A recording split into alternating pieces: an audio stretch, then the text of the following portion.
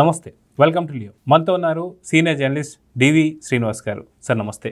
నమస్తే sir. SV Mohan Reddy YCP మాజీ MLA Adoni medical college సందర్శిస్తూ తను మహిళల రిజర్వేషన్ ఏదైతే ఉందో అసెంబ్లీకి కావచ్చు, పార్లమెంట్కి కావచ్చు, దీనిపైన అనుచిత వ్యాఖ్యలు చేశాడు. సో మొత్తానికి ఏం చేశాడు, దీన్ని ఎవరు స్టాండ్ అనుకోవచ్చు? ఎస్వి మోహన్ రెడ్డిదా లేదా జగన్మోహన్ రెడ్డిదా అంటే ఏం చెప్తారు? అంటే అంతా లేడీస్ అంటున్నారు. ఇప్పుడు రాబోయే ఎన్నికల్లో మహిళలకు 33% రిజర్వేషన్ అంటున్నారు. వాళ్ళు అసెంబ్లీకి వెళ్తే మేము వంట అయినా చేస్తాం, మా మగాళ్ళందరికీ వంట శిక్షణ తరగతులు పెట్టండి అనో ఇది అన్నాడు. అంటే మీరన్నట్టుగా ఇది ఎస్వి మోహన్ రెడ్డి వ్యక్తిగత వ్యాఖ్యల, జగన్మోహన్ రెడ్డి ఆయనతో ఆ వ్యాఖ్యలని అనిపించాడా? అంటే మహిళా రిజర్వేషన్లపై వైఎస్ఆర్ కాంగ్రెస్ పార్టీ స్టాండ్ ఇదేనా? మా కాక మీద ఉన్నారు మహిళలంతా, ఈ కామెంట్స్ మీద మండిపడుతున్నారు. అంటే ఏంటి అసలు? ఇప్పుడు జగన్మోహన్ రెడ్డి రేపు అసెంబ్లీకి వెళ్ళాడు, గెలిపించినా వెళ్ళటం లేదు, 11 మంది ఎమ్మెల్యేలు వెళ్ళటం లేదు. అంటే ఏంటి, ఇక వైఎస్ఆర్ కాంగ్రెస్ పార్టీ ఈ కలినరీ ఇన్స్టిట్యూట్గా మారిందా? అంటే కలినరీ ఇన్స్టిట్యూట్ అంటే ఇదే ఈ వంట నేర్పే ట్రైనింగ్ సెంటర్ అనమాట. మొత్తం వీళ్ళందరూ ఏది ఇప్పుడు మనం పోటీ చేసినటువంటి అభ్యర్థులంతా కూడా ఇక వంట నేర్చుకుంటున్నారా? తాడేపల్లి వైఎస్ఆర్ కాంగ్రెస్ పార్టీ ఒక కలినరీ ఇన్స్టిట్యూట్ అని అడుగుతున్నారు. మాకు వంట శిక్షణ తరగతులు పెట్టండి అని. మరి అతనే మామూలు వ్యక్తి కాదు కదా, ఒక రాజకీయ కుటుంబం నుంచి వచ్చినాడు. వాళ్ళ నాన్న ఎస్వి సుబ్బారెడ్డి మంత్రిగా పనిచేసినాడు, ఇతను ఎమ్మెల్యేగా గెలిచినాడు. అట్లాంటి ఎస్వి మోహన్ రెడ్డి మహిళా రిజర్వేషన్లని ఎద్దేవా చేయడం. ఇప్పుడు రేపు రాబోయే ఎన్నికల్లో 33% పార్లమెంట్లోకి వస్తున్నారు. అంటే వచ్చే ఎన్నికల నుంచే ఇది అమలు అవుతుందని ఆ బిల్లు చట్టం అయిన రోజే మోడీ ప్రకటించారు. అంటే 542 మంది లోక్సభ, ఇప్పుడు దాంట్లో నీకు 1/3 మహిళలే రేపొద్దున. అక్కడే మనకు కనపడుతుంది దగ్గర ఒక 170 మంది వస్తారు అందులో. లేదు ఇక్కడ 175 మంది ఎక్కడ మన ఆంధ్రప్రదేశ్ శాసనసభలో, అక్కడ కూడా 1/3 నీకు మహిళలే రావాలి. అసలు ఆయన మొన్న కూడా ఏమంటున్నారు, 75 మంది మహిళలకే టికెట్ ఇస్తా అన్నట్టున్నారు చంద్రబాబు. అంటే ఇప్పుడు రేపు పొద్దున మహిళలే ఇవాళ చట్టసభల్లోకి అడుగు పెడుతున్నప్పుడు అందరూ స్వాగతించాలా? ఎన్నో ఏళ్లుగా అది పెండింగ్, ఎన్నో దశాబ్దాలుగా పెండింగ్లో ఉన్న బిల్ అది.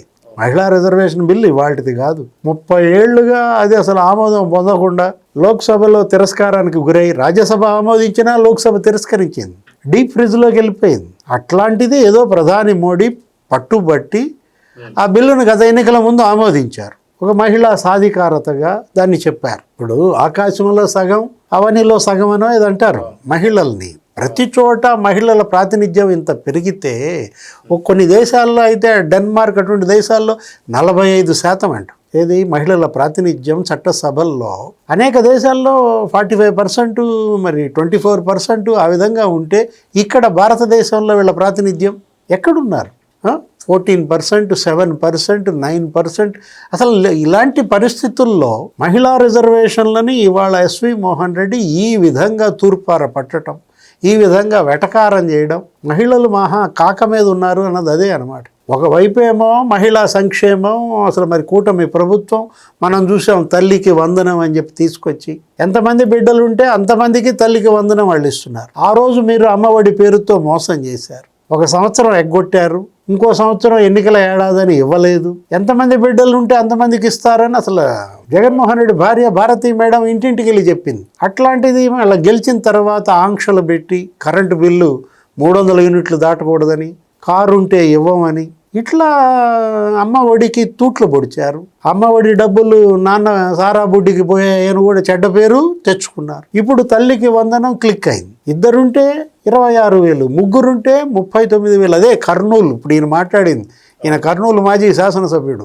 ఆ జిల్లాలోనే మరి దగ్గర 12 మంది ఉంటే ఉమ్మడి కుటుంబంలో 12-13 పడిపోయాయి. మొన్న స్త్రీ శక్తి అసలు మామూలుగా హిట్ అవ్వలేదు ఆ పథకం. అసలు బస్ స్టాండ్కి వెళ్ళండి మీరు, ఆంధ్రప్రదేశ్లో ఏ బస్ స్టాండ్కి వెళ్ళినా మొత్తం మహిళలే.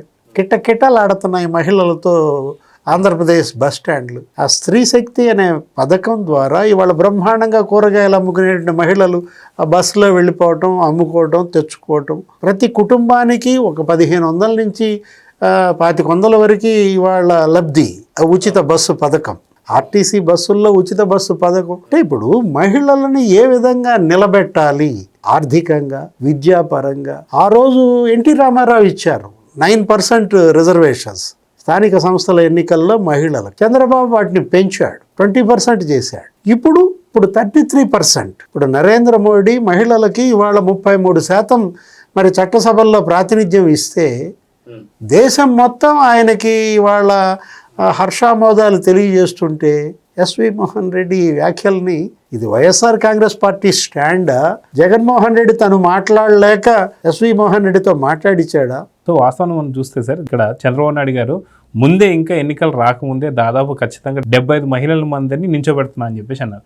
ఇది ఒక పక్కన పెడితే సొంత ఇంట్లో ఉండేటువంటి ఒక తల్లిని కావచ్చు, చెల్లిని కావచ్చు, అటుపక్కన సునీతని కావచ్చు, అదేవిధంగా చూసుకుంటే సౌభాగ్యమ్మని గారు కావచ్చు, వీళ్ళనే సరైన గౌరవం ఇవ్వలేనోడు నిజంగా రాష్ట్రంలో ఉన్న మహిళలకు ఇస్తారని చెప్పి కొంతమంది మాట్లాడుతూ ఈ మాటలన్నీ కూడా జగన్మోహన్ రెడ్డి ఎస్వి మోహన్ రెడ్డితో మాట్లాడిచ్చారని కూడా అంటున్నారు. దీనికి మీరేం చెప్తారు సార్? అంతే కదా, మొన్న ఎన్నికల్లో వీళ్ళ పతనానికి కారణం మహిళలే. ఖచ్చితంగా మద్యం దశల వారీగా నిషేధిస్తానన్నాడు, సంపూర్ణ మద్యపాన నిషేధం అమలు చేస్తానన్నాడు, అందుకోసమే ధరలు పెంచానన్నాడు. ఎంత నమ్మబలికాడు, ఎంత నమ్మక ద్రోహం చేశాడు. 1,00,000 మంది చనిపోయారు ఈ జే బ్రాడ్ల మద్యం వల్ల.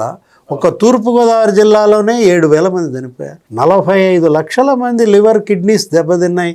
ఇది అసలు మద్యం కాదు, ఇది ఒక కాలకూట విషం, ఇది ఒక స్లో పాయిజన్ అని చెప్పి. అంటే ఇథనాల్ కాదు, వీళ్ళేంటి మిథనాల్ కలిపి అమ్మారు ఆ డిస్టిలరీలలో. దాని ఫలితమే మరి ఇవాళ 35-45 ఏళ్ల వయసులోనే మరి ఎందుకు చనిపోతున్నారంటే కారణం అదే అని తేలితే ఆరోగ్యశ్రీ రిపోర్ట్, అదే ఎన్టీఆర్ వైద్య సేవ సెర్ప్ కంబైన్డ్గా చేసిన రిపోర్ట్లు ఆ విధంగా స్పష్టంగా నీకు వాళ్ళ ఉసురు తగిలే వీళ్ళు 151 సీట్ల నుంచి 11 సీట్లకు పడిపోయారు. అయినా కూడా వీళ్ళు మహిళల పట్ల ఈ విధంగా మాట్లాడితే, మీరన్నారు సొంత తల్లిపైన కేసేసాడు, ఆమె పోరాటం చేస్తోంది. విజయమ్మ ఇప్పుడు చెన్నై ఎన్సిఎల్టీ అక్కడ ట్రిబ్యునల్లో వేసింది ఇతని పైన. హైదరాబాదులో బెంచ్లో గెలిచాడు జగన్మోహన్ రెడ్డి అమ్మ మీద. ఆ తల్లి పోరాటం చేస్తోంది. ఏది ఆ బిడ్డలిద్దరూ, అటు కొడుకు ఇటు కూతురు రాజకీయ వైరుధ్యాల వల్ల తను నలిగిపోతాను. షర్మిల ఇవాళ ఆమె ఆస్తులు కూడా ఇతను మరి పంపకాల్లో మోసం చేశాడని, ఇద్దరికీ 50-50 ఇవ్వాలి, ఆస్తిలో సమాన హక్కు. ఆడబిడ్డకైనా సరే ఎన్టీ రామారావు ఇచ్చారు, అది సుప్రీంకోర్టు మొన్న ఆమోదించింది. తండ్రి ఆస్తిలో సమాన హక్కుగా షర్మిల ఇవాళ హక్కుదారు. 50-50 ఇవ్వకపోగా కనీసం MOU 60-40 అని చెప్పుకున్నావు, నువ్వే చెప్పావు. పాత బాకీ కింద 200 కోట్లు ఇచ్చావు. మరి 60-40 అని చెప్పి నువ్వన్నా మోసపోయినా సరే వచ్చిందే దక్కుదలని వాళ్ళు ఒప్పుకున్నారు, సంతకాలు పెట్టారు. అది కూడా నువ్వు రద్దు చేస్తూ మళ్ళా నువ్వు కోర్టుకు వెళ్ళావంటే ఆ రోజు కన్నీళ్లతో శాపాలు పెట్టారు. ఎవరికైనా ఓటేసుకోండి కానీ మా జగన్ అన్నకు మాత్రం ఓటేయద్దు అని చెప్పి ఆ రోజు సునీత, షర్మిల కన్నీళ్లతో కొంగు చాచి ఓట్లు అడిగారు. అంటే ఇది ఒక మహిళా ద్వేషి పార్టీగా జగన్మోహన్ రెడ్డి ఇవాళ మహిళలకు ఎంత దూరం అయ్యాడనేది ఇక్కడే నీకే కనపడుతుంది. సో 2024 ఎన్నికలు కాకుండా మొన్న జరిగినటువంటి ఒక వైసీపీకి సంబంధించి పులివెందుల్లో డిపాజిట్లు కూడా కోల్పోయారు. అంటే దానికన్నా ముందు సునీత గారు చేసినటువంటి వ్యాఖ్యలు కావచ్చు, దానివల్ల ఓడిపోయారని చెప్పి అనుకోవచ్చు అంటారు. మరొక చెల్లి ఉసురని చెప్పి అనుకోవచ్చు అంటారు. ఇది అంతే కదా. ఇప్పుడు సిబిఐ ఇప్పుడు మరి ఆ దర్యాప్తు కూడా కొనసాగిస్తోంది. నిన్న సుప్రీంకోర్టు ఆదేశాలు ఇచ్చింది. ఏంటి మరి ఒక 2 వారాల్లో పిటిషన్ వేయాలా సునీత, 8 వారాల్లో ట్రయల్ కోర్టు మరి డెసిషన్ తీసుకోవాలి అంటూ 2-3 నెలల్లో ఇప్పుడు అది వివేకానంద రెడ్డి హత్య కేసు పటాపంచలైపోతుంది. ఏది అవినాష్ రెడ్డి వాళ్ళ బెయిల్ రద్దు అవుద్దా, అతను జైలుకి వెళ్తాడా, సూత్రధారుల మరి ఆ వేటలో నెక్స్ట్ సూత్రధారి ఎవరు, జగన్మోహన్ రెడ్డి. కడప లోక్సభ సీటు కోసం జరిగిన హత్య, ఇది రాజకీయ హత్య అని ఎవరు చెప్పారు? షర్మిలే చెప్పింది.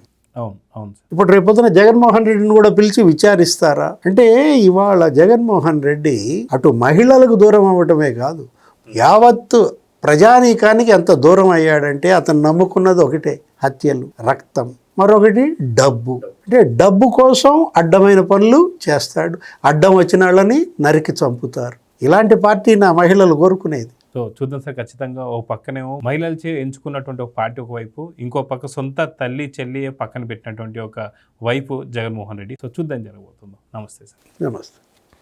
Please subscribe to Leo news for more videos.